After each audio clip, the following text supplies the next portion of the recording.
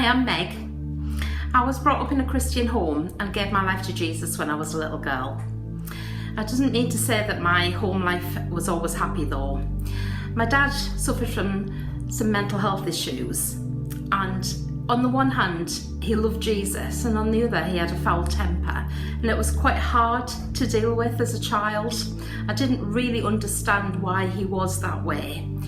It was only later that I gained an understanding that he had a horrendous childhood himself, and also that he'd become a Christian as a teenager. At the beginning of World War II, he became a conscientious objector and served some time in prison.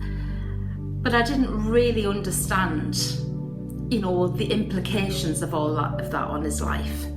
So I grew up really disliking him. When I was 26, my mum died of cancer, and it was a really hard time for us as a family. And only a few weeks after that, Paul and I went to pastor our first church. And I realised that during this time, I'd allowed a seed of hurt and anger and disappointment, even hatred, to take root in my life. And I was so bitter and angry towards my dad. And not only that, I fed it, I watered it, tended it, spoke about it. And this bitterness had such an effect on every area of my life. And a couple of years after that, we had a visiting speaker to church who had a word and said there's somebody in this service who has unforgiveness towards their father. And I thought to myself, well, that could be anybody. And I remember saying to God, I can't forgive him. I won't forgive him. I hate him because of all the things he's done. And it's not within my capabilities to forgive him. And this visiting speaker then said, this person, it's not so much what their dad did to them, but what he did to their mum. And I remember at that point, God just speaking to me, and I went forward for prayer, and I was totally broken. I remember sobbing at the front of church.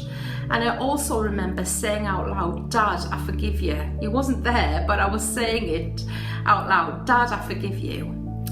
Now, it took a little while for me to work through it, and I realised that over a period of a few months that I had this revelation that forgiveness is a choice that you make.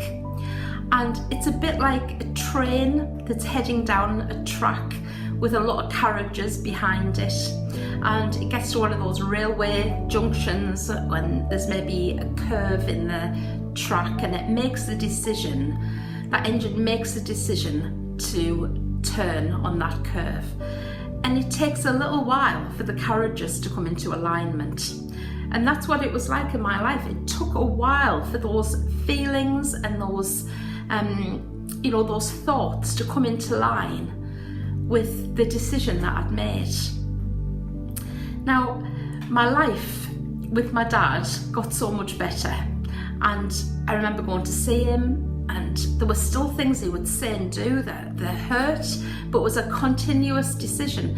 But I remember telling him that I loved him, where once upon a time I'd actually told him that I hated him.